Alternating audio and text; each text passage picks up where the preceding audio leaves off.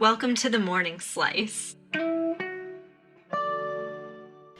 Hello, hello, hello, my beautiful listeners. How are you today? I am so grateful to have you here. Thank you for joining me, and I could not be more excited to introduce you to my guest today, Wendy Nicole Anderson. Wendy is a genius at helping solopreneurs build automated systems for their businesses. And yes, we are going to get into all the good stuff, the tangible stuff about being successful in business, building systems that support you and help you not only be successful, but also manage to have a work-life balance. But Wendy is truly a gem. Part of what I enjoy so much about Wendy is that she's just so real. What you see is what you get with Wendy. She is going to tell you where she's at. She's going to be authentic, and she's willing to go into the harder topics. It's not a superficial glazing over the hard stuff conversation ever with Wendy. And her and I met at a business development event many years ago, and immediately I was just so drawn to her honesty. And she gets shit done. That is her tagline, if you will, and it's true, especially considering that she's not only a successful business owner, but she is a single mom of 2 boys. And despite that, I've watched her show up every single day consistently on social media, always providing such incredible value. And with no further ado, let's just dive into it with Wendy, and I will see you on the other side. Hello, Wendy. How are you today? I'm doing good. Thank you so much for coming. I'm so excited to have you. And can you actually, first off, let me back up for a second. I always like to ask my guests about something that I know is close to their heart to open up our time together. So I wanted to ask you about your dog, Malibu. Can you tell our listeners about your little puppy? So, um, Malibu is a Yorkie. She just turned a year in June. I got her because I was having a hard time coping. I've been a dog mom for 13 years. I lost Bailey Ann, my first Yorkie. I had to put her down on Valentine's Day. I had her way before I became a human mom. I've been a doggy mom first. And I don't know why I didn't associate that the damn dog was my kid's dog too. I just thought she was mine. And so they was really having a hard time coping about the dog. And I was gonna get another dog, but I didn't want to get it so soon. But I was really having a hard time coping. And then I would take the kids out to these different places, pet stores to look at dogs. And I mean, they were damn expensive. I'm talking about $5,000, $7,000 for a Yorkie. And I was like, when the hell did that happen? So finally, I was in the store one day. I was having a bad day. I was really having a meltdown, and I went to the dollar store down the street. There was a girl with a Yorkie in her purse. And I was like, where the hell did you get that dog from? And she was like, oh, this place out in Gwinnett. And I wasn't actually for real gonna go get a dog. I don't think I was, but I just kind of went on autopilot that day. It was August the 6th. Actually, today is her got you day. That's right. Uh, And so I picked the boys up from school. They were like, where are we going? I was like, oh, we got to go check out some stuff. And I had looked and looked and looked. And just like my first dog picked me. And I had told myself, I was like, I will know when it's the dog for us if we lock eyes, if she picks me, because I wanted another girl because I'm outnumbered. I have 2 little boys and it's just me. So I needed another sassy pants in the house. And I went into the store and I was just gonna go and see how much it costs and see if I can do a payment plan because I knew that the other dogs were running 5 to 7 grand. These dogs were pretty decent. They were around like 2,800, 3,500. I said, okay, fine, I can swing that. But I still wasn't going to get the dog. But then there was these itty bitty ones. They were called something else, like mini Yorkies, and then like regular Yorkie, I guess. Teacup. There were teacup and Yorkie. And I said, don't bring me them teacups because they were a few $1,000s more than what she was. And so she was the dog that she brought me. And I couldn't, I looked at her and she looked at me. And I'm not sure what happened. I was kind of short to pay for her. The money literally showed up out of nowhere. Like, I shit you not. But it came and then they were closing. And she was like, well, you can come back tomorrow to get her. So we went and we got all the dog supplies and we went back at noon because they open up at noon. And she's been a breath of fresh air. It's been challenging with the new puppy because having a house break them, and she's ate my walls and she's done a lot of damage around here that I gotta fix. But I wouldn't trade it. And I How old love her. is she? She's just a year. She's a puppy. Oh my goodness. Yeah. She's busy. I mean, you were talking to me earlier. She needs all of the attention that I can muster up. And it's a lot. She has separation anxiety. She's supposed to be my emotional support, but I think I'm her emotional support. So it's been quite interesting. Oh my gosh, I bet. Well, and you usually work from your home office, right? So I you're work in the house. I have my office is downstairs, and my basement has its own place. But oddly, since you mentioned it, since I've gotten her, I don't like her down in the basement because it's nothing but carpet. But since I've had her, I've been working a lot here in the kitchen area because it's wood floors up here. And for whatever reason, she doesn't really have accidents on the third floor. So we stay down here the most because it gives her free range. I don't put her in a cage. I don't like that. It bothers me. This is her home. She snuggles in the bed with us. She snuggles on the couch with us. She's a family member now. Absolutely. Well, congratulations and happy Gotcha Day. And so, can you please tell us what you do and like catch us all up on how you got here? Because you have such an incredible story, and I love the way that you tell it. So, can you indulge us and tell us, yeah, what you do and like how did you come to do the work that you do in the world? So I'll tell you in two different forms. I teach service-based entrepreneurs, specifically solopreneurs, how to streamline and automate their business systems so they can escape burnout, work with the right clients, increase their profits, and save time. To break that down, I help clients create the business infrastructure needed to attract higher caliber clients, increase their client lifetime value, and facilitate an efficient and white glove client experience. So those things are the same but said differently. So how I got my start was I initially thought I wanted to be a life coach. I got my life coaching certification. I used to read all these Valerie Burton books, and when I would read those books, I felt like I belonged. They didn't teach us personal development in college. I didn't learn about personal development until I let me calm down. I joined a MLM or network marketing opportunity called Prepaid Legal. And it was the leadership inside of Prepaid Legal that introduced me to professional development. And in my quest to learn more, I started to feel like I belong. Like, oh, my brain has processed information like this my entire life, but I come from a blue collar family. Nobody around me was an entrepreneur. I didn't even know what an entrepreneur was, even though I have a damn college degree. And I kept reading Valerie's books, and I was like, this is the path that I want to go down. I talked to my dad, who has since passed, about it. And I remember looking, and I was going through all these coaching programs. I didn't like what I saw. And a little birdie was like, Wendy, you've been reading Valerie Burton. She talks about these things. Why don't you Google her and see if she has a certification program? Well, lo and behold, she did. It's called the CAP Institute. And at the time, I didn't know it when I called. It was her mother. They had a new cohort starting, but I was going to have to take 6 months. I was going to have to wait 6 months to start.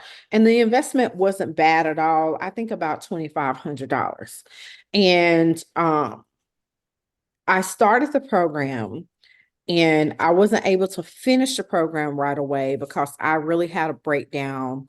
My dad died of cancer, like the top of July. We put him in the hospital. July 31st, he was dead. We didn't know anything was wrong. It was like a whirlwind in 30 days. And what I appreciate about Valerie, she was like, Wendy, I think you're going to be a great fit, but you're not equipped to finish your certifications, to finish the program. You need to, get some help. So I probably took 6 months to a year to kind of work through my grief. And then I went back to her. I let her know I was ready to take the test. I took the test and I passed. The issue with that was I didn't really learn any true business acumen around it. As I started to look around and look for somebody else to teach me, I joined all of these other different gurus. We'll just keep the short version. And as I started to do my coaching business, I'm not warm and fuzzy.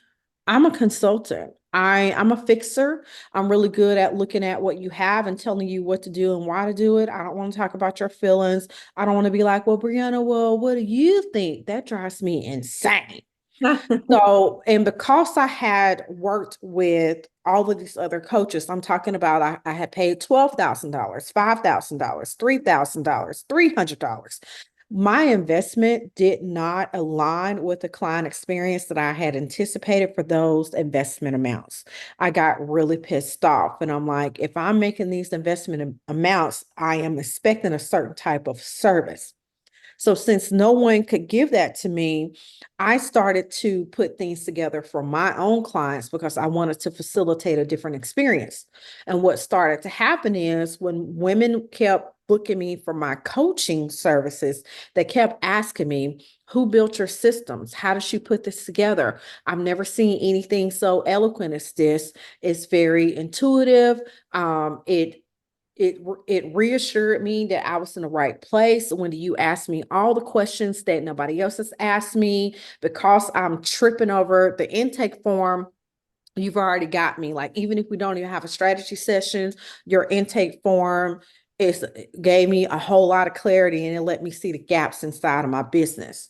And so they started asking me, could I build their client experiences? Now, back then, I didn't have language around it. I didn't even really know what onboarding was. I just knew what needed to happen in chronological order in order to properly facilitate. So if I say, I teach service-based entrepreneurs how to streamline and automate their business systems, then one, I should have a framework that you have to go through in order to get there. And a lot of the people that were coming to me, they were charging their clients premium dollars, but there was no rhyme or reason to the investment. Like, the client will pay and it will be crickets. And then the service provider would be scrambling, trying to figure out what was next and what to do, and they would get stressed out. And I'm really good about asking questions. A lot of these people are great at getting their clients results, but sometimes they didn't have anything, what I call a rinse and repeat. So I was like, let's sit down and let's break down your framework. I always tell them, like, if you're traveling and you go to your favorite bakery, you go to that bakery because you know that that pie is going to taste and be presented in a way that's satisfactory. And if they're not following a recipe, then they're not going to be able to sustain their sales, their revenue. Same thing. If customer A hires you for X service, she's going to expect the same caliber of client experience if she comes back to get more support with the same thing, or she needs support with something else. And when she refers you out to other people, she needs to entrust that their referral is going to get the same level of professionalism that they got. And so what I find with a lot of clients is they feel they don't want to be boxed in. And I'm like, You being able to give your clients a predictable experience is what's going to ensure your financial stability. When clients are interacting or engaging with you and they're unclear about any part of that exchange, that is what's going to cause some type of buyer's remorse. It's going to be regret.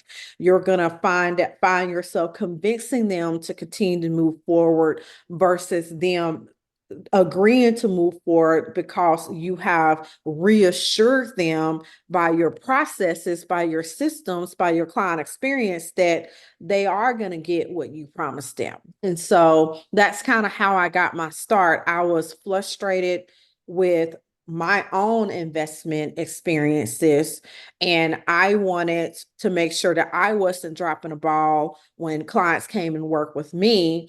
And then I just wanted, and it just kind of kept growing, and I just keep refining as the years go on. I love how organically that all came about for you. And I can definitely relate to that experience of paying thousands of dollars to somebody and then being like, wow, like that's it. What is going on here? And Mhm. to hear that you took that experience and just made your client experience that much better. I mean, that should be the gold standard, I think, right? Yeah, but my brain works like that. I think in logic. So my brain is like, okay, you want me to help you set up a new offer, a new program. Walk me through what happens in chronological order. And I always like to understand the client's reasoning. I'm not trying to get them to change their mind. If I understand how my client's brain works, because what the problem in the coaching world or consulting world is people are hiring people honestly because they want to mimic the success that you're having or I'm having. And then what the run of the mill consultants and coaches are doing, they're just selling these formulas and they just kind of want people to copy and paste, copy and paste. That's what we're dealing with.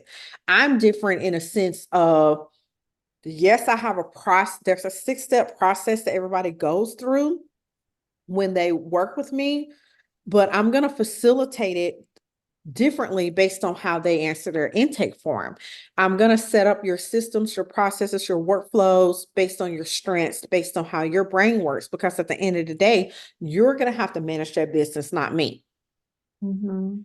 I want to be one and done. Now, there are clients that put me on retainer and they keep me um to infinity, and then there's some people that they come in and they get what they need, but that's the problem. Like, I believe that if I do my job, I want to do my job well.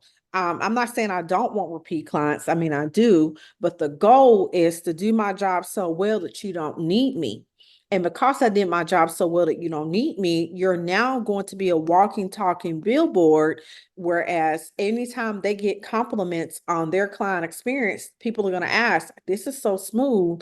How did she come up with that? They're going to automatically say, well, you need to talk to Wendy. You need to talk to Wendy.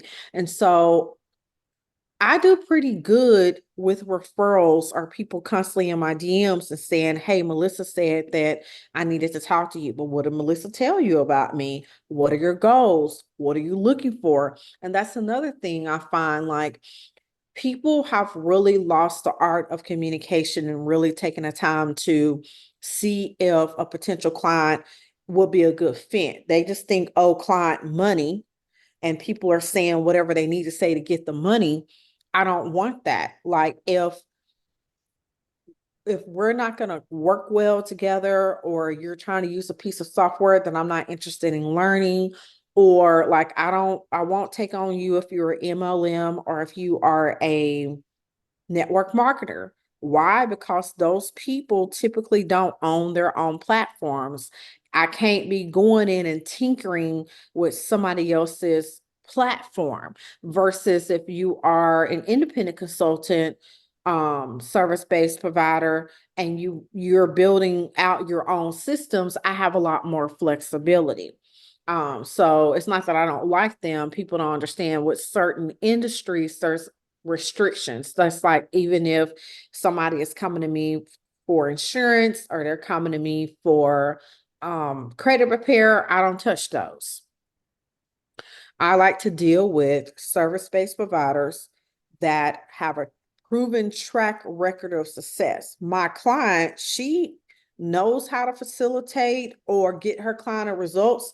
Now, she may piece it together 3 different ways for each client, but she knows the premise of what to do to get the result.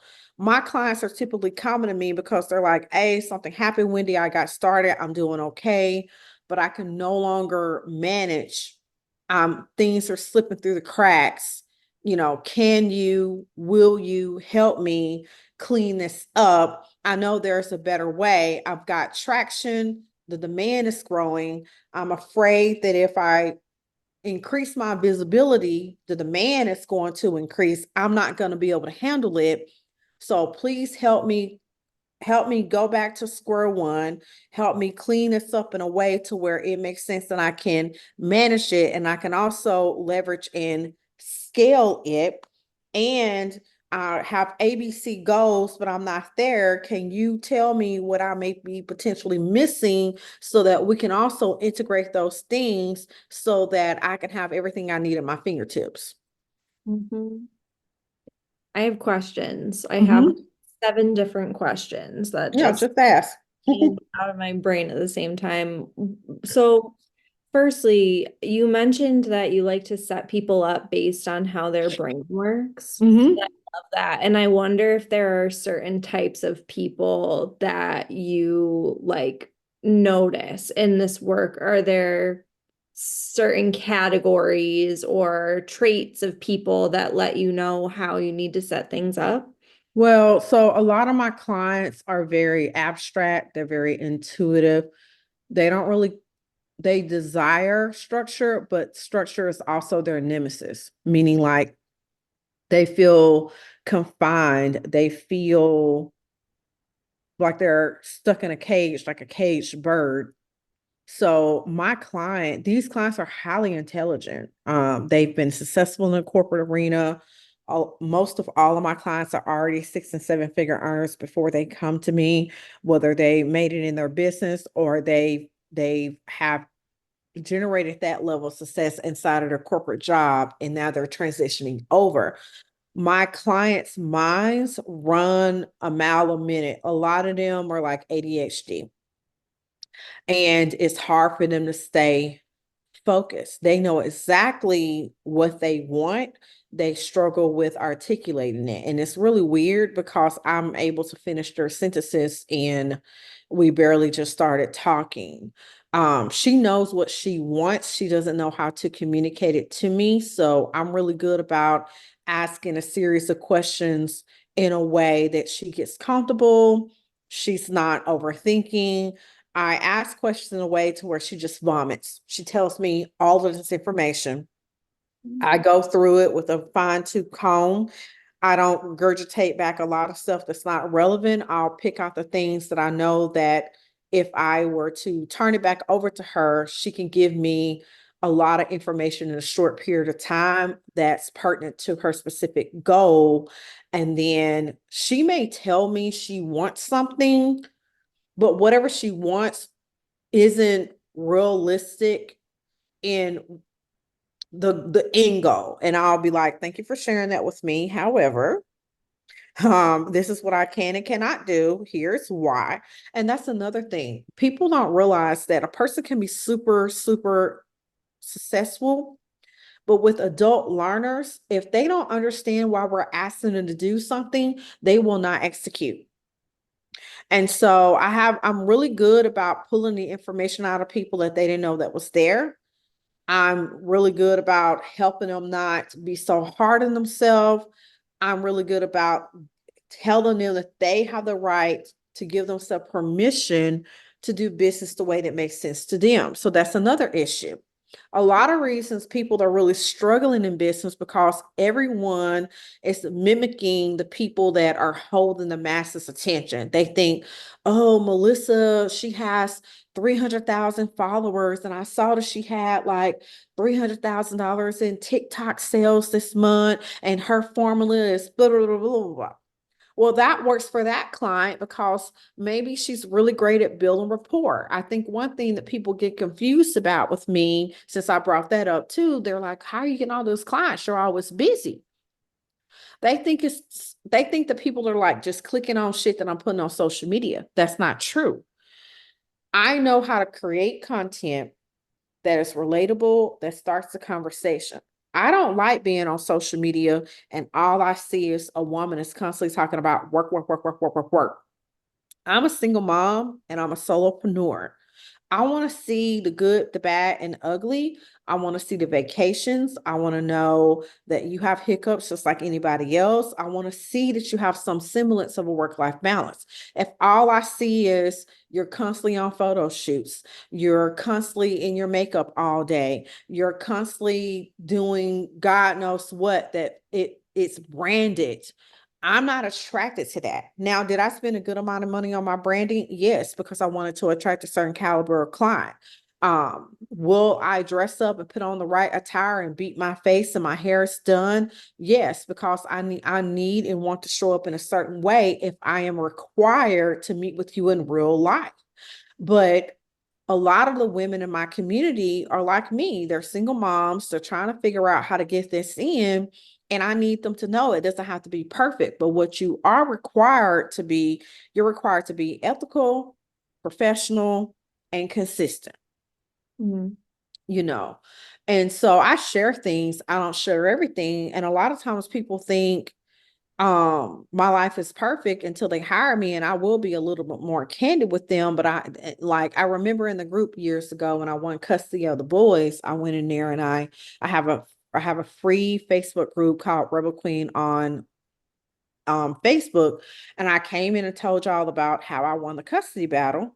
And people were just taken aback. They were like, "No, like when was this happening?" I was like, "Oh, I've been in the court systems for the past effing year and a half dealing with this stress." And people were like, "We never knew. You just been showing up and bossing out. Here's why." I'm gonna be honest. I love people being vulnerable. I love people being transparent, but you can't overshare.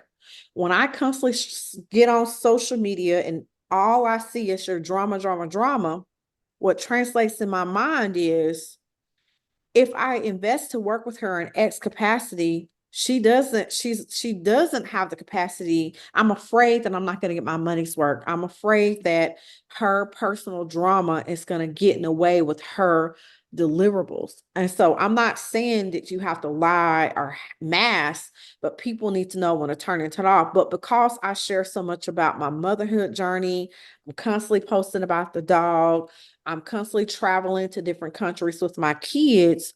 What that does with other women, they're like, because my clients have joked with me for years. They were like, "Did you go to the sperm donor?" I'm like, "Well, you asked me I go to the sperm donor for it." I'm like, "We never see you with a man." I said, "Oh, you don't see the kid's dad?" And they were like, "Yeah." I was like, "Yeah, that's a toxic situation. I don't talk about it because it's just not appropriate. And one day, I don't know how long social media is going to be around. I don't want my kids to see me talking trash about their dad, and it's not a good look for business. That's why the hell you go to therapy." And I was like, I don't want to give him any energy or attention that he doesn't need. But my point of saying all of this is the things I post creates conversation and creates interest. And a lot of women DM me, and I think a lot of times why people are dropping the balls when they get those DMs, they go into sell and pitch modes. Mm. Live in a society right now where everything is busy and a lot of people are alone, they're hurting, they have anxieties, they're suffering. A lot of people just want to be heard.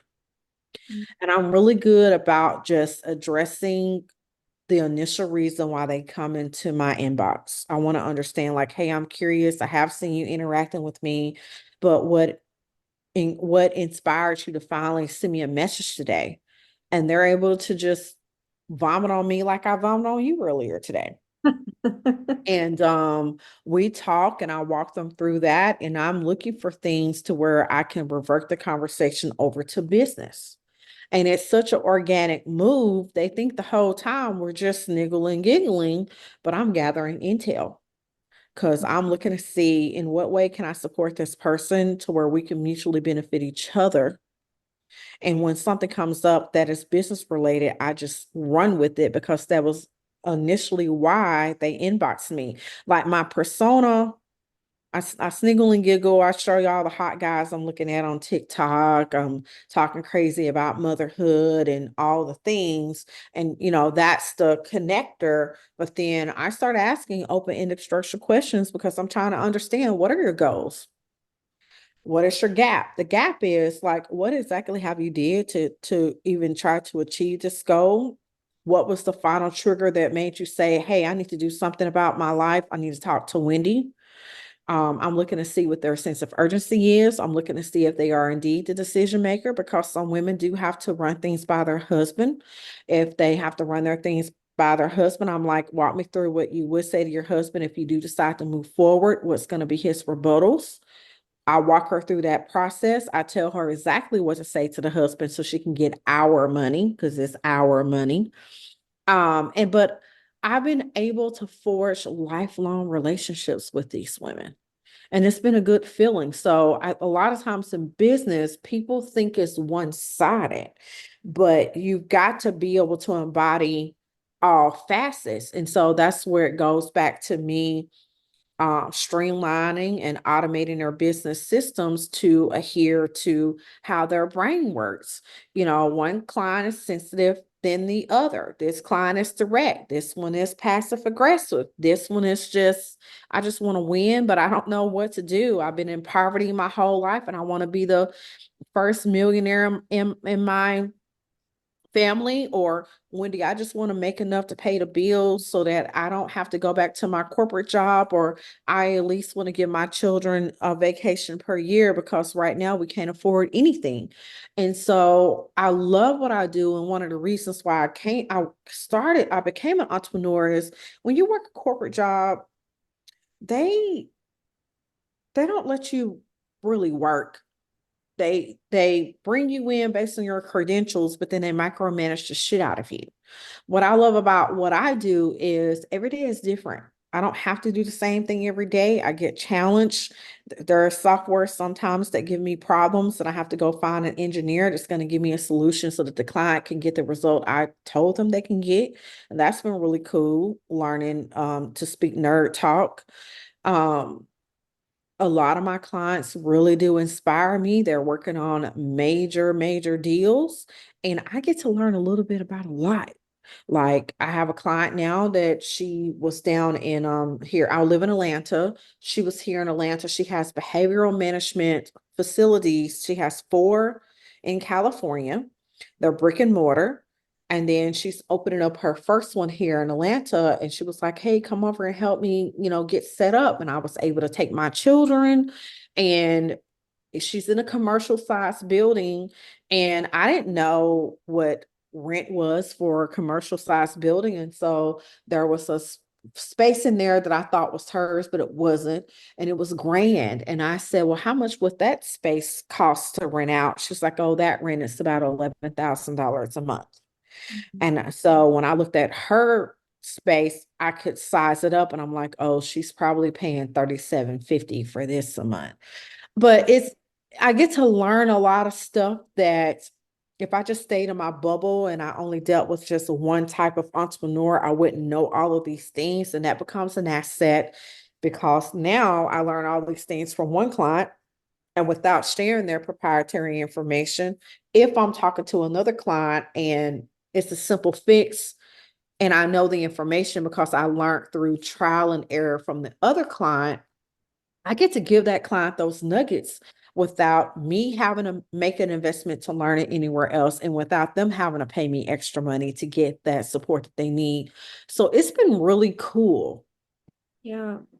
It sounds like your coaching background must come in super handy in the way that you interact with people, and I'm hearing that building relationships is a huge foundation for you in terms of building a lasting, sustainable business. Because even if somebody doesn't become a client today, giving Mm-hmm. them that time, that space to kind of air whatever it is that they reach out to you for builds that relationship for later.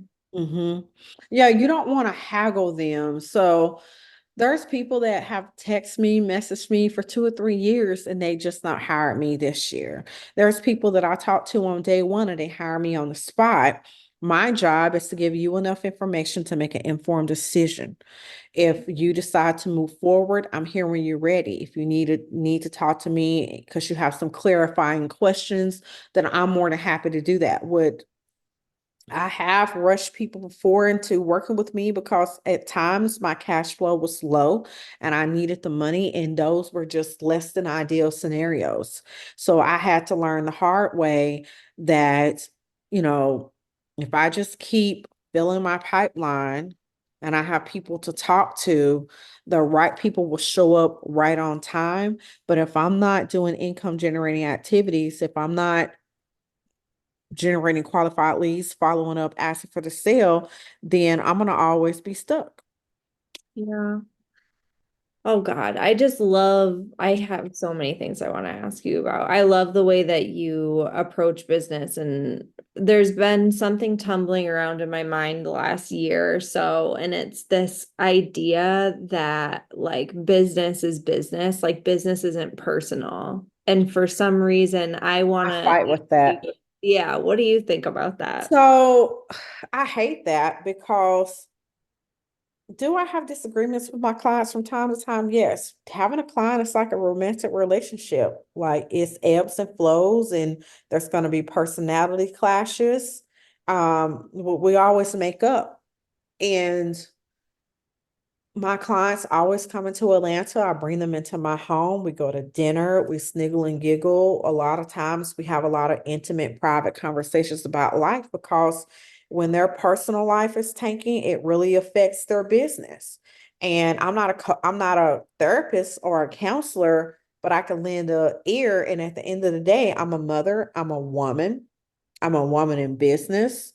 I have menstrual cycles. I get it. And so I've not yet ever regretted becoming friends with my clients because here's the kicker. We're fucking adults. Like I've never understood that. I mean, it's pleasurable business. Well, I don't want to not like it. I don't want to feel like I got a code switch to do business with you. I'm not religious. I have a lot of clients who are ministers who hire me for some strange reason. And I have to tell them, you do know I got a pop mouth, don't you? Because I'm not, I mean, now if you go on social media, I may drop a curse word here or there, but it's not excessive. Excuse me. There's literally no cuss words on my website, nowhere. But if you talk to me in real time, oh, I'm a sailor. And so I have to tell them, like, I get a little excited and I get real colorful. That's what I tell them. And they always tell me, and it always just makes my heart bump. Wendy, we don't care about your delivery. We want you. We like the way your brain works. We know that you can do what we need you to do. We want you. So we don't care. Now, do I tone it down? Do I try my best to turn it off? I do.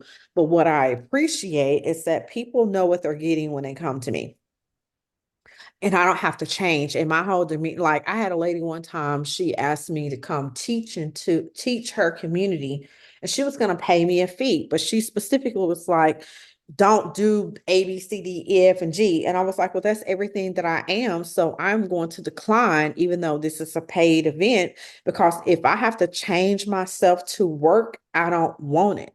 And she was baffled. I think she thought that I was desperate and I just was going to do whatever. But I was like, the point of me becoming an entrepreneur is to write my own check and to take on assignments that lit me up. But if I have to hide any part of myself, then get somebody else to do it. I couldn't love that more. And that's part of what I was so excited about having you on today is that I always know when we talk that you're going to be yourself and you're going to be real. And I appreciate that more than words can say.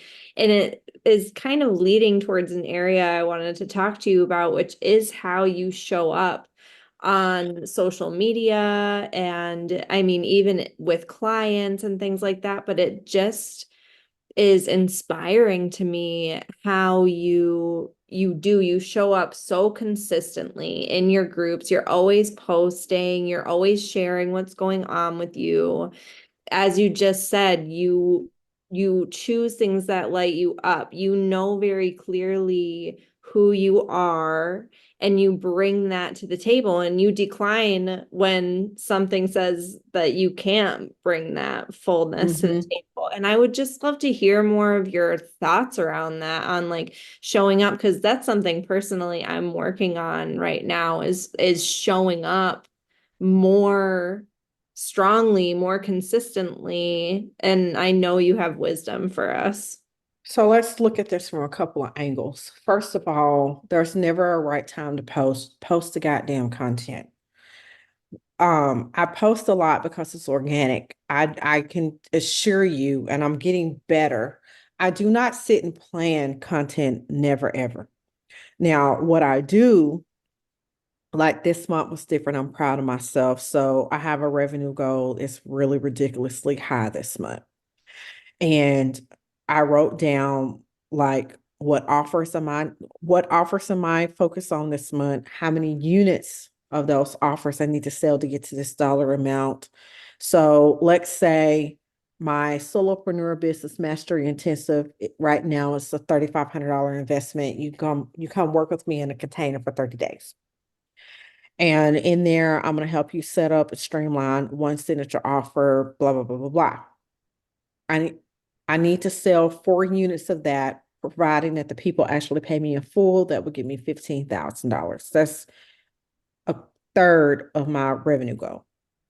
If I know that is my offer, like I know I need 4 new people in that this week, then my brain works twofold. So I'm going to use the word messages, conversation versus marketing, because anytime we say the word marketing, it messes up people's brain cells. So then I ask myself, I need 4 butts in the chair that has the capacity to work with me in a get shit done manner for 30 days. So my brain is, what conversations do I need to curate to get them interested in this offer? Who is this offer for? What's the hamster wheel saying to this person that I can align to this offer? What specific problem does this offer serve for this client avatar? So I have client avatars, but I also communicate or look at them based on like their situation. A lot of people say, oh, I want to work with women of color who make $100,000 and they do this or that. That makes no sense, because I don't care if you're black, white, orange. I don't care if you're making $3 million, right? That doesn't mean anything. So like I have 3 client avatars. My first client avatar that I love the most is, she has launched her business, but lack a standardized automated process for client onboarding.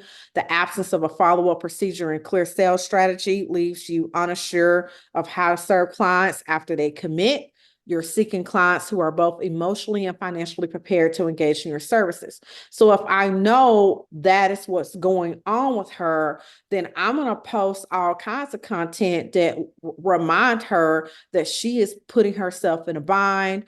And I also create content to help paint the picture of what life could be if she were to work with me in that particular capacity. In the middle of those nuggets or those business related posts, the dog has done something, so I post something about the dog. The kids coming from school, something funny or cool has happened with them. We talk about that. I'm watching a movie or I'm watching a show on Netflix because I'm a Netflix bender. I'll post that. I post things in real time. The neighbor has company. I look outside the window. There's a nice buff man with no shirt on. I'm going to come tell y'all about that. And then I'll circle back to another business post. And then I'm like, oh, by the way, if you guys are confused about what the hell I do, here's where I'm at. So here's why I work like this. One of my first business coaches taught me, she said, if you're not seen, you won't be considered. Mm-hmm. People have to see stuff 7 or 10 times for it to stick. The algorithm, as we know, suppresses information. I can't just be posting links all day, but I know that I have to build that know, like, and trust.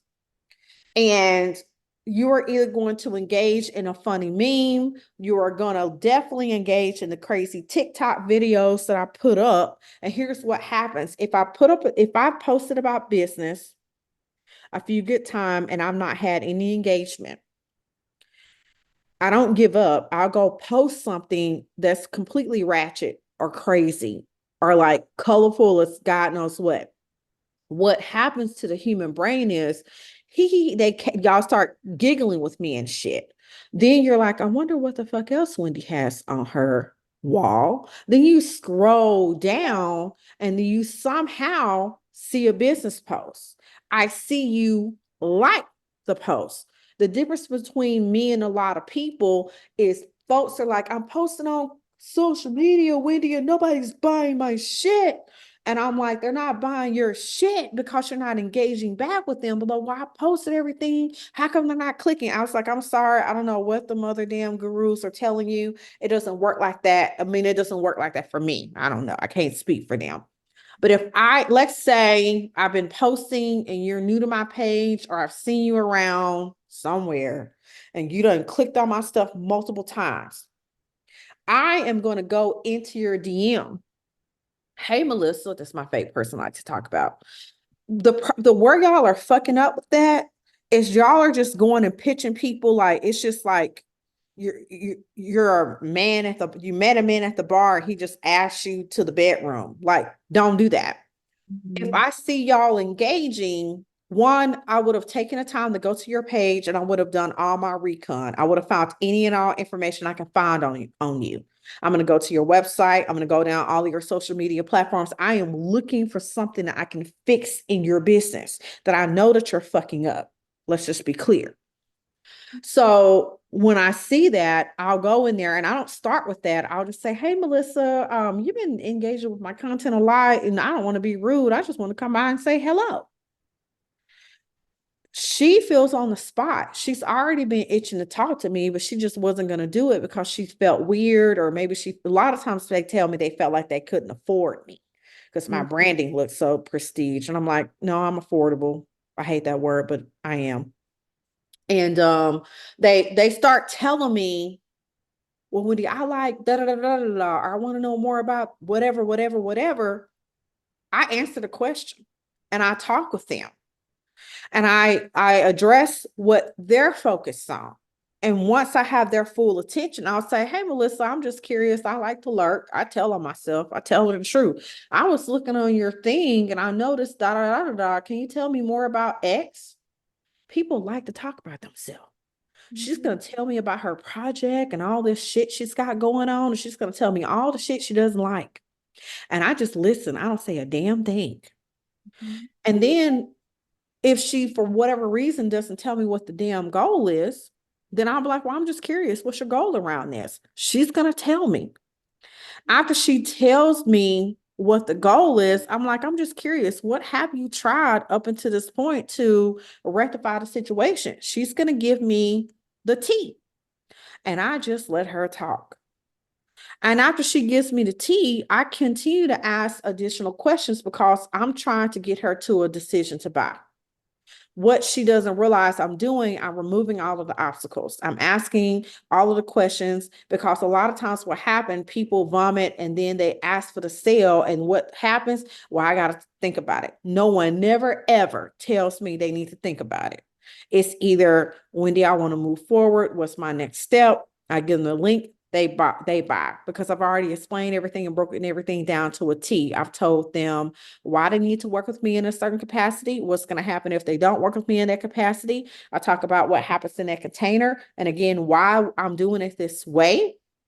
I walk them through my framework. I tell them what the 6 steps are. We're going to redefine your client avatar.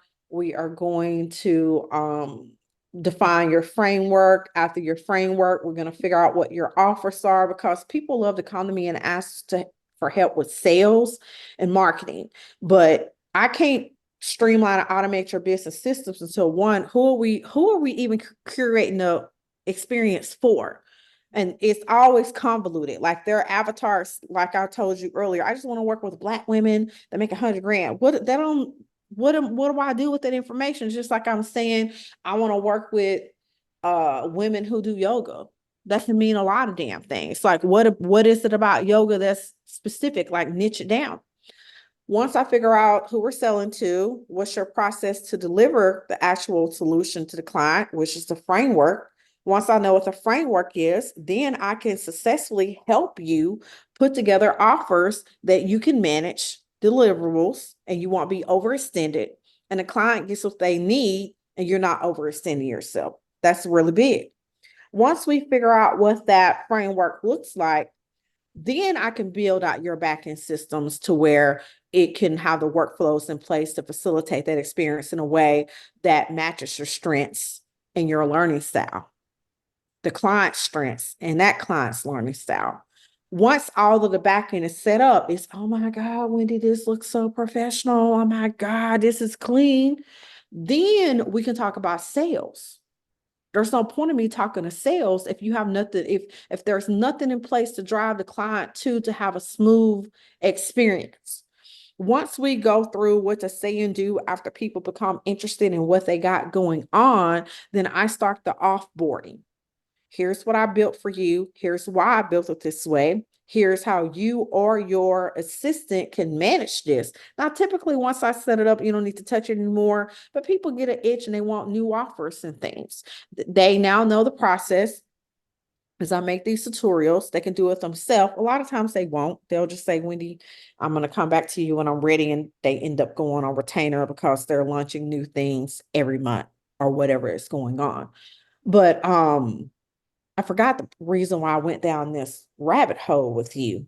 I mean, I think it's super valuable, everything that you're sharing. It started from talking about showing up on social media. Oh, yes, yes, yes. So, but but we're having this conversation in the DM, and I'm having all these conversations. A lot of times I don't even need to get people on the phone. I'm having this candid conversation. Now, sometimes this conversation happens within 20 minutes. Sometimes it happens over the course of a few days. Sometimes it happens over a course of a month. And the problem with people is they want to rush the process. You cannot rush the buying decision of another person. And a person very well may be interested, but they may not always have the money to make that investment. And you cannot shame your clients or make them feel any kind of way. If you are present, you listen, you give them space and time to process what's going on so that they know that there is a viable solution. You let them know what that solution is and what they need to do to move forward. Then when time comes, they're going to remember, well, Wendy was patient. She was professional. She gave me a lot of insight. She even threw in a couple of nuggets that I actually implemented, and I'll be damned, I got some results, because I'll definitely do that shit. I'm going to tell you a few things because I need to keep you on the hook. And when you're ready and when that money comes in, then who you think they're going to call? Me. But even if we've had a conversation and had a positive experience for me, if I'm not popping up on social media every day to remind them that I am the one with that solution, they're going to hire the loudest mouth person that's there. That person may not be as polished as me. They may not give them the TLC that they're going to get from me, but because, oh, I got this money, I'm ready to spend it, I need it. If Sally Sue is on 10 and then she's constantly showing all these damn client success stories, and if I'm not consistent, if I'm not visible, then no matter how great of a job I did, no matter how she promised me I would be the one, she is going to go to the person that's visible. Yeah. Has it always been easy for you to show up like this? Like I'm hearing that you show not only are you posting and you're like visible in that way, but you're also showing up for people in your DMs as well.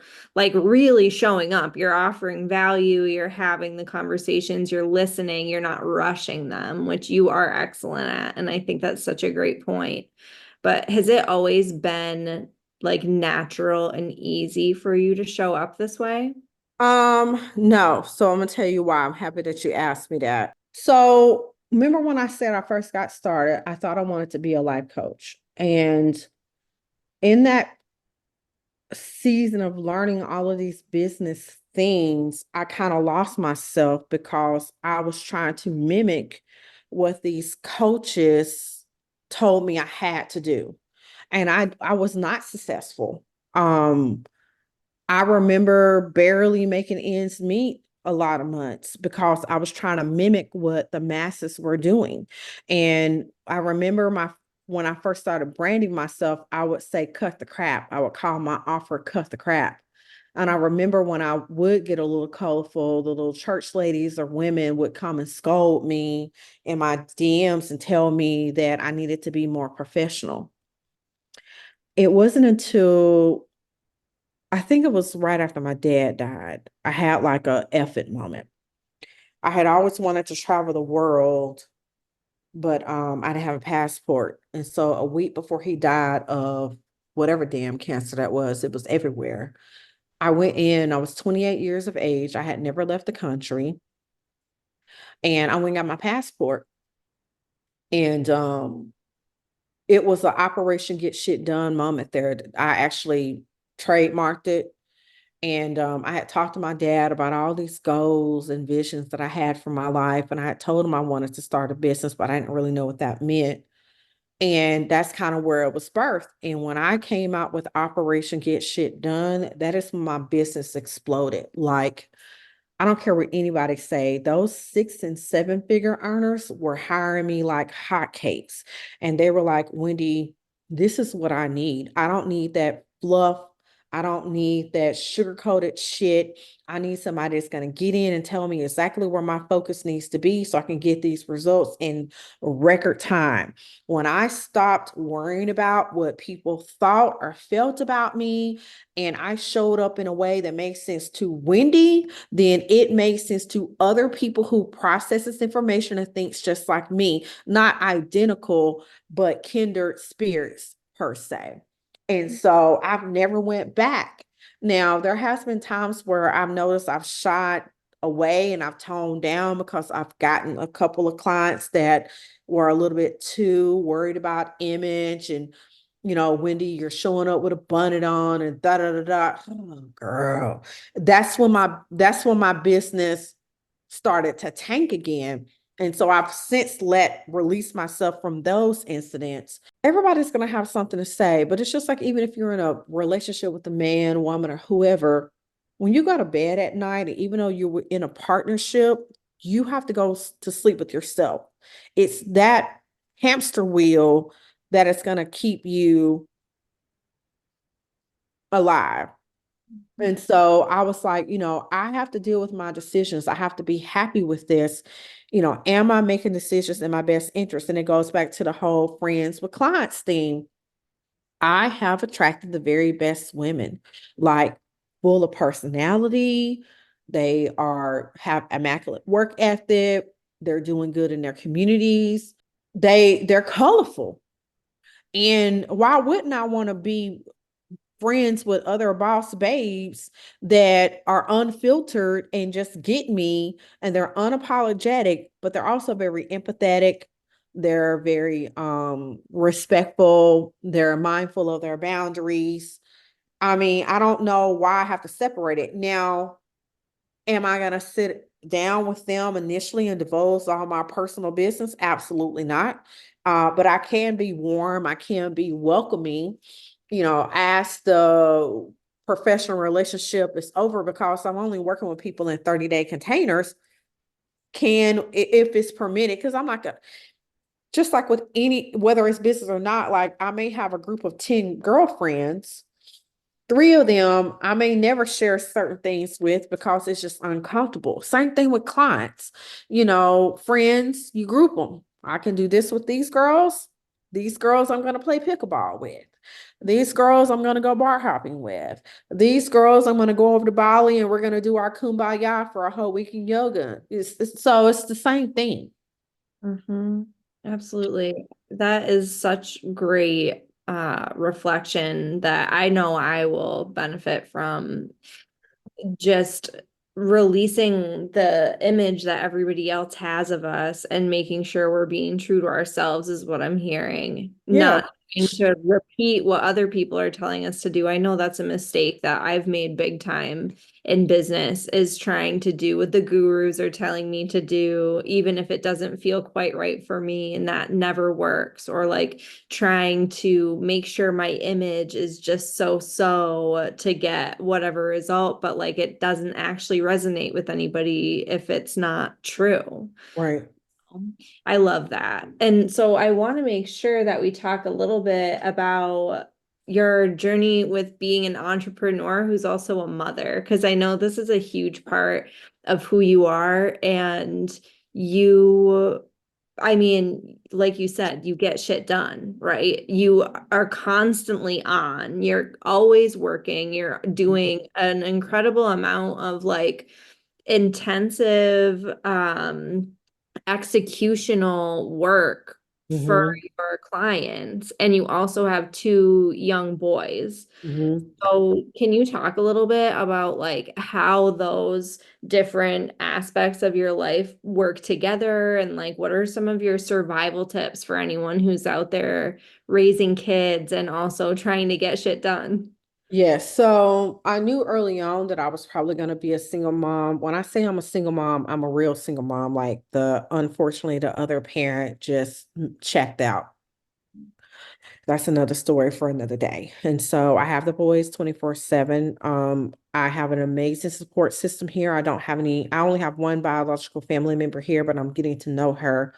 I've built my village here in Atlanta. I met some girls. They were really cool. I call them my sister friends. Our organization, oddly, is called the Ladies Boards, and we give our time, resources, and energy to women and children of the African diaspora.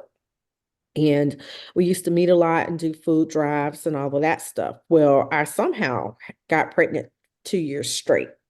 And they had given me a baby shower the first year. And the second year, I was pregnant again. And they were like, listen, we already got you everything you needed last year. We're not doing this again. However, we are not watching this kid because so most of them, they don't want children and they travel a lot. And I get that. So they hired the nanny for me. And at that time, I thought a nanny meant salary. So I freaked out. So she came to the house. I interviewed her. She interviewed me. It was an instant match. She's a Montessori teacher by trade as well. So I do have Montessori children. And I've had her for 9 years. My youngest is 8. He'll be 9 in November. What helps me the most is I have a system for everything. If it's not on my calendar, it does not get my full attention. So right now my children are school age. They had a nanny since the beginning. She would come help in the evenings, but they did go to actual daycare. Even though I work from home, I'm self-employed. I'm a part-time mom, nights and weekends. I do not want them here in the house 24/7. They need to have their own identity and I need time to decompress. Otherwise, I'm going to snap, crackle, and pop. Weird things.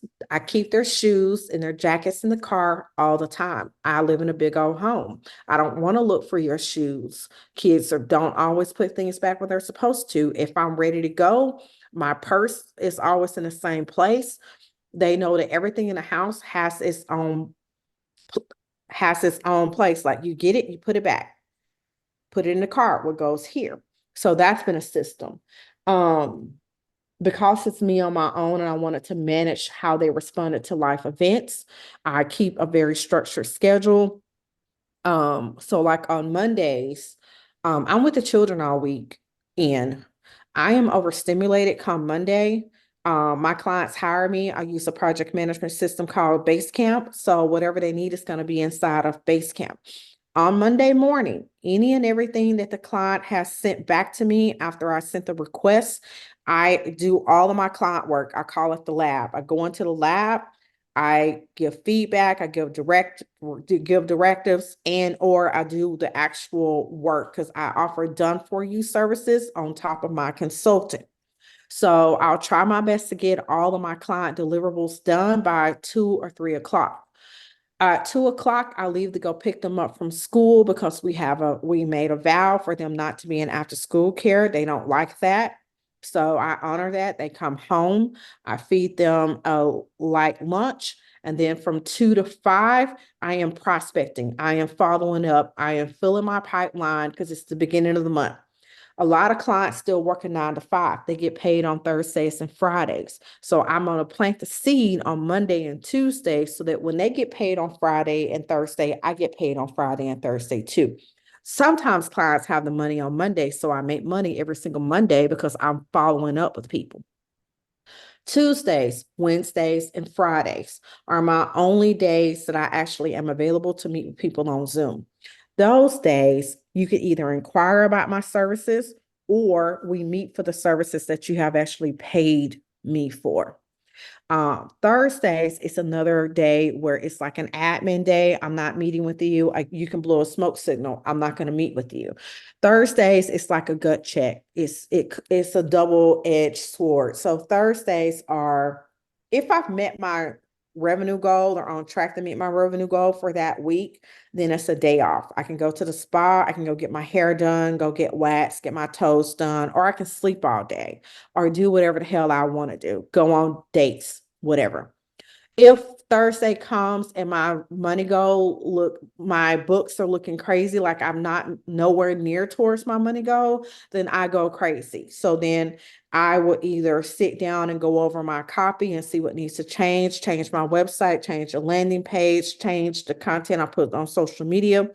I am on the phone dialing for dollars. I'm calling people that are in my arsenal. Hey, Melissa, we talked a couple of weeks ago. We talked about this. I know you said you wanted to do X. Are you ready to get started today? She's going to give me a yes or no. I'm going to keep going down the line until I make the money that I need because every Monday I start at 0 and then I'll tally up what I made for the week and I close out my week Sunday night and I start again. And so I have to track every week if I'm going to reach a specific goal. So that's how I manage that. Um, when they get home after they've eaten, I'll work a little more to close out. I try to be done with work about 5 o'clock every day. After 5 o'clock, I'll start cooking dinner. And that's when we look at homework, do our reading assignments, things of that nature. They have to be in bed by 8:30. I try to be done with them by 7 or 7:30 so that they can at least have one more hour to do whatever they want to do with their time. They go to bed at 8:30. I'll come back to work at nighttime. I'm normally doing like professional development. So like everyone, I buy these courses. So I'm like sitting down and I'm looking at the courses in the evening and I'm making notes about what I need to execute. I may learn and execute at the same time. Depends on how I feel. I'll try to be done about 10:30. At 10:30, it's time to take a shower. I get into bed. I'm either scrolling on TikTok or I'll watch a movie. I'm asleep by midnight and then I'm up again the next day at 7. When the weekends come, I really believe in doing activities with the kids all the time because what we're not going to do is be cooped up in this house. So I love Atlanta. We have a lot of free things to do. If my money is funny, we do what I call fresh air activities. That means we're going to the park. We're doing something outside for free. If I got a little money, I'll look up what to do in Atlanta, whether it's through TikTok or I'll just go on blogs or I'll just Google things and then I'll find the thing that's within our budget that it would interest everyone in the household and we'll do it. We'll do a lot of family time. So go to the drive-in movies a lot.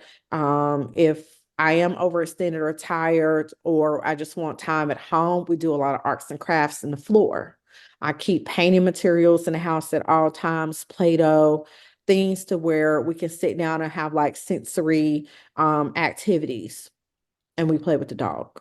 So, and the last thing I forgot, I travel a lot with the boys. So like last summer, I took them to Italy. So we flew into New York, we flew into LaGuardia, we stayed down in Times Square, we flew out of JFK. Anytime I go to Europe, I fly out of JFK. I had mapped it out. I never hire a travel agent. We flew into Rome, stayed in Rome a couple of days, took the bullet train down to the Amalfi Coast, had a private driver take us to from Naples, or they say Napoli, to Naples to the Amalfi Coast. I can't even remember the exact city I stayed in, can't pronounce it, so we're just gonna say Amalfi Coast. And but when anytime I change our schedule, I have a 72-hour rule. Hey boys, let's sit down. Yes, mom, what is it? We're getting ready to go here. We're getting ready to do X. Here's why we're doing it. This is how it's going to benefit you. Here are my expectations of you in these changes. What questions do you have about anything I just shared with you? Day 2, I repeat the same thing in the same order. Day 3, I start to repeat it again. I know, mommy. What do you know? They repeat it to me verbatim. So when parents get upset with their kids and they're having sensory issues, I try to explain to them that they're having sensory overload. And I said, first, you just uprooted them and put them in a situation where they're not familiar with, and then you didn't give them any time for adjustment. You just want them to sit still and be quiet. That's like unrealistic. Stop that. I'm like, communicate with your children. Tell them what's expected. Tell them why it's going to be a benefit. It's going to help you. And a lot of parents are like, I don't have to explain anything to my kids. Well, that's why you're having problems. They don't understand. I'm like, if a dog can comprehend, so can a toddler, so can a child. They're now at the time of this recording, they are 8 and they are 10. They are really good about, mama, do you need this? I see you're doing this. I can literally move to do something because I do the same thing every day in the same facet. They understand what everything means. If I start getting out certain dishes or certain pans, they know I'm cooking certain things. The oldest has asked to become a chef. So I have been like supporting that, and my friends have started getting him culinary cooking classes that we're going to start here soon. But I communicate, I over communicate. I also apologize to my children. I let them know, listen, I'm sorry, I'm overextended, I haven't had a nap, mommy is grumpy. If you would allow me a few hours to take a nap, when I wake up, I'll take it to the pool. When I wake up, we'll have family time. They really do value family time, but I over communicate. And I give them space and time to articulate their feelings, regardless if I like what they have to say or not. Their feelings are valid, and I try to address it every chance I get. When they're doing something unprompted that supports the household, I try my best to reward that, whether it's a verbal praise, or I'm like, didn't you tell me you wanted that thing on Amazon? And we'll lay in the bed and we'll look at that. They have like this Amazon cart that they build out. And I'm like, okay, if I were to get you something, which items on this list would you like next? And then they tell me, and it's such a fun thing because they don't know I bought it. And then the doorbell rings, and I'm like, Mama, who's at the door? I don't know. Maybe there's something outside. And then they have a little box. Oh my God, you got me that thing. So for me, I'm an older parent. Like I had my kids at 31 and 33. I am 41. I'll turn 42 on Friday, August 9th. It's my birthday. And I have so much more patience and understanding as an older mom. They do things, they run through the house. I don't care. I don't care. Are you alive? Did you hurt something? Are you healthy? Okay, cool. Okay. Hug each other. Apologize for what you did. Give me a hug. Go have a good time. I don't care about screen time. Don't give a shit. Watch this shit all day if you want to. I need them to learn YouTube inside and out so they can help me create a damn channel. But again, my mindset is different around it. A lot of parents are very controlling. if you see your child engaging in something hours on end, instead of criticizing them or ridiculing them, hey, can you walk me through why you like this video game so much? Can you walk me through why you like this particular YouTube channel? We sit and we watch it. Sometimes the shit is inappropriate. I'm like, I know you love it, but unfortunately, I have to take this from you because it's just not age appropriate. I know it feels like it's for a child, but it's not. But if it's something that they're learning a lot from, then I just let them engage in it. Like, why take it away from them? And I'm also a single parent, so I don't have the capacity to be on 24/7. So if they find something that they really like, I just let them do what they're going to do. I love that. I mean, I love, first of all, how communicative you are with them and flexible. Like, I feel like a lot of people, like you said, they don't feel like they need to explain things to their kids. They don't feel like they need to work within the realm of what their kids are actually comfortable with and desiring. And I completely agree with you that it's empowering for a kid to learn that they do have a say so over how their life is going to go. And I love that. And I'm also hearing that you implement systems in all areas of your life to This is keep correct. it flowing smoothly. If I can't measure it, then I don't want it because children need structure. I need structure. People freak out when they come to my house. They're like, it's so spotless. I have three floors here. I may wake up and clean floor one today. I may clean floor two another day. I may clean floor three the next day. By the end of the week, by the weekend, my house is clean. I don't have to overwhelm myself, and it's just us, you know. But I tell people if it's important, you'll make time for it. And I talk to a lot of people who tell me all the time they don't have time. And I'm like, help me to understand that. So that's why if it's not on my calendar, it doesn't get my undivided attention. If it's not life altering, it just has to wait. And me sticking to my schedule has allowed me to run and manage a six-figure business as a single mom and be able to travel the world with my kids. And if we do, like, I didn't take the nanny to Mexico. I took her to the Bahamas with us. I took her to Italy with us. Where else did I not take her to? She kept the kids when I went to Paris. But I take her when it's necessary.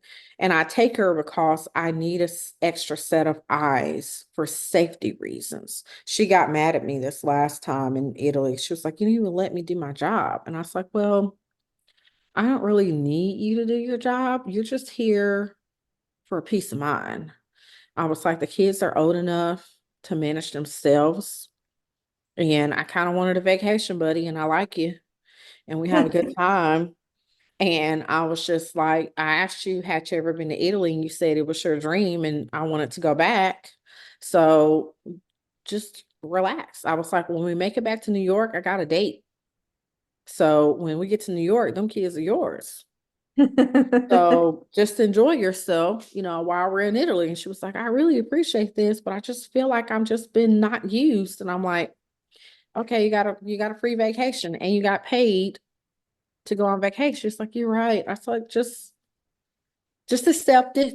You're okay. It's not the end of the world. And she just laughs about it. She texts me all the time. She's like, where are we going next? I was like, Japan. Oh my gosh, Japan. I can't wait to hear all about that trip. I would love to go to Japan. Mhm. So yeah. So I know that we are coming up on the end of our time together, but I have one more little surprise that I do with all of our guests, and that is like a rapid fire question series. So are you Okay. ready? I'm ready. What is your preferred morning beverage? So I have this Kiala greens that I got off the TikTok shop that I really love. It tastes good and it keeps my belly flat. It helps with the bloating, but the shit tastes great. I So love I just mixed this green mixer shit in my apple juice and I be sucking it down like there ain't no tomorrow. it. That sounds like a great morning beverage. How about your happy hour drink? So I like Belgian beer. So there's this lambic peach lambic that I drunk for years. I used to swear up and down I hated beer. And I used to go to this Crush Wine Bar in Little Rock, Arkansas. The owner, Joe, he just passed away last year, and he would make me these flights, and he would put them in these wine glasses. And I was just drinking them, and I was like, he was giggling his ass off. And I was like, what the hell are you laughing at? He was like, did you know what you just drunk? I was like, no, but it was really great. He was like, you remember how you always tell me you hate beer, you would never drink beer? I was like, yeah, what you do, Joe? He was like, that was some beer. And I've been stuck on it since, and it's been 20 years. I love that. Sounds delicious, especially this time of year. hmm How about, do you listen to any podcasts? Is there a podcast you're listening to right now? Um, I don't. I struggle with I have attention problems. So I can't really, if it's not a visual, if it's a video podcast, I will, but I don't have anyone that I particularly go to. Because if it's not visually stimulating, if I just gotta listen to it, my brain just stops. I don't know what to tell you. It's hard for me. It's no problem. Everybody learns and digests content differently. So thank you Mhm. for sharing. Uh, how about, do you read? Do you have any book recommendations? I know you mentioned Valerie Burton earlier. Yeah, but she was different, and she's kind of more faith-based. That was a different season of my life.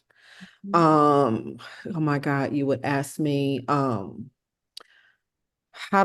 reading Rachel Rogers' book, How Do We All Become Millionaires, or whatever it's called. I should know the damn name of the title.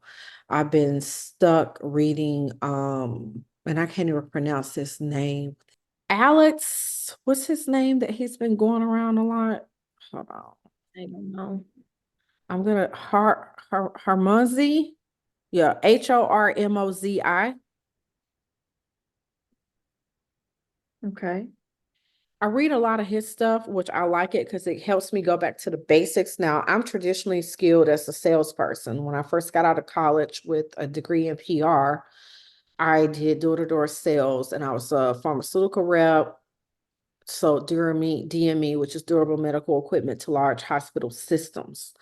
And so what Rachel Rogers and what Alex do for me is, to me, when I read their content, I don't want to throw no shade. It's nothing new to me, but they help remind me to get back to the basis of business. Like, are you pitching? Are you following up? Are you doing the ask? Are you putting out the content?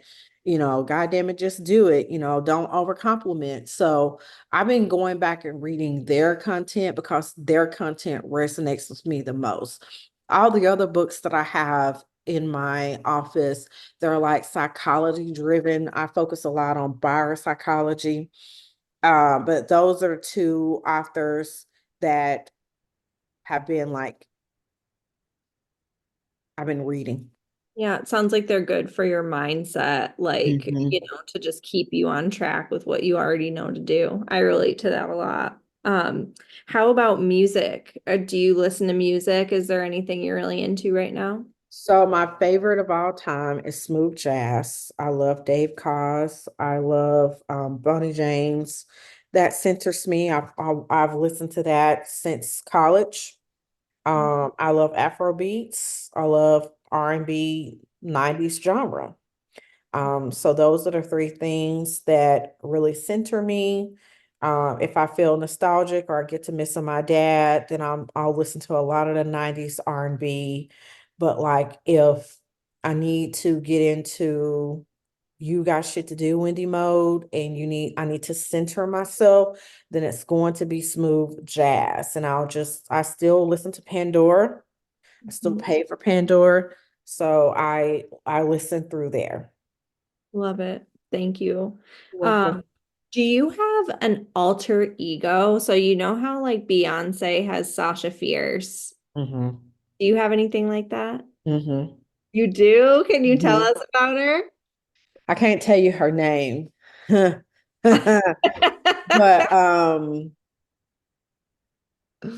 when I need to step outside of myself and prove to myself I can do something, She feels more daring, more sexy, more bold, very much more unapologetic.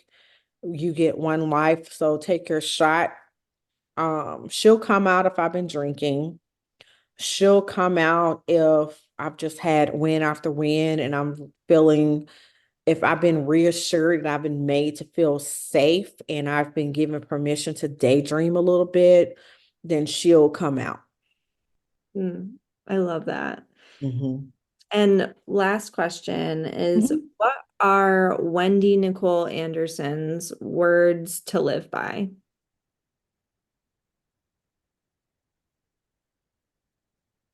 Mm, you got me there. Let me think. I trust Um, thumbs up. I feel like we get one life. Um, I don't have to have the last words. If I value relationship, I am going to do what I can to make sure that we get back to a healthy space. I value my friends and my family. I value the people that have been there for me. I value the people who have impacted me. Life is messy, it gets emotional. I feel like if somebody gives you a second chance, take advantage of it. Don't take people for granted. Um, Treat people really how you want to be treated, with in mind that most people will not treat you the way that you deserve, but I feel like what you put out will come back to you tenfold. What's done in the dark will absolutely come out in the light. Don't do things for accolade, do things because it feels good in your heart and your soul. Um, I believe in having a sense of integrity. Like if I'm not the right person for the job, I'll just tell the person. God typically gives me what I need almost immediately when I release something that's not for me in a non-malicious way. Um, I would say if I had life to do all over again, I would have betted on myself earlier. I would have taken these risks earlier. I've learned that nobody's never ever coming to save me. I'm my own savior, and I have to do what I need to do to create the life that I feel like I deserve and I desire. I've learned that when I do what I need to do, the right people absolutely show up and they support me either by hiring me, send me a referral, or they just downright send me resources. When people see you moving forward, they want to join you. I've also learned to disengage from people who complain all the time, who gossip, who are not proactively looking to change their situation. I cannot want a better life for you than what you want for yourself. And somebody else's baggage is not mine to take on. And it's okay to let people know that I've reached my limit. I've been a pushover my whole life. I've tried to please the whole life. I wanted to fit in my whole life. And at this season of my life, I know that I'm enough. And everybody is not going to be my cup of tea, and I'm not going to be their cup of tea. But I'm learning to let go. And if something is meant for me, it'll come back to me. If something comes through my life and it's disruptive, I'm learning to sit with it and say, okay, God, what was I supposed to learn from this? Who am I supposed to evolve from this? It hurt, but helped me to make sense in a way that it develops my character to where I can reposition myself in a path that is something that I'm going to love and I'm going to like and I can live with. That's a whole lot of wisdom that you just dropped on us, and I could not be more grateful. This has been such an excellent conversation. Thank I you. appreciate you spending this time with me so much. And just so quick, you're leaving a link for our listeners, Solopreneurship Redefined, 5 cheat codes for service business success. Is there anything real quick you want to share about that before we say goodbye? A lot of times people tell me they don't know what automation looks like or what workflows need to be there. So if you're like, I'm all over the place, Wendy, I don't know where to start, it's just pretty much a cheat sheet, a checklist. Like, if you want X experience, this is what you need to have in place. And it gives you a blueprint. It's free. So I would tell them to check that out. If they have been listening to me and are like, well, Wendy, I really like how you show up. I still need to talk to you a little bit more to see how you can support my business. Then I welcome you to go to wendynicoleanderson.com and just book a complimentary session. It's 20 minutes. We meet on Zoom. There is a guided experience where I'm going to ask you a series of questions so I can understand what your goals are, what you think is missing. And then I'm going to figure out if I am the right person that can help you get there. But I'm pretty much going to help you restructure your business model so that you can have a better work-life balance. I mean, anybody can hire us and pay us money. We don't want just any client. I don't want a client for money. You want the right clients, and you want to be able to manage the demand that comes in. If your messaging is right, if your visibility is consistent, I want to make sure that you're not dropping the ball when someone either inquires about your services or they actually hire you for the services. There's a lot of things that need to happen on the back end for you guys to have smooth operations. Absolutely. I would definitely encourage anybody listening to connect with Wendy. She is bound to offer you wisdom that you can use to make a difference in your life right away. And thank you again, Wendy. I appreciate you so much. You're welcome, and thank you. And there you have it. There is my interview with Wendy Nicole Anderson.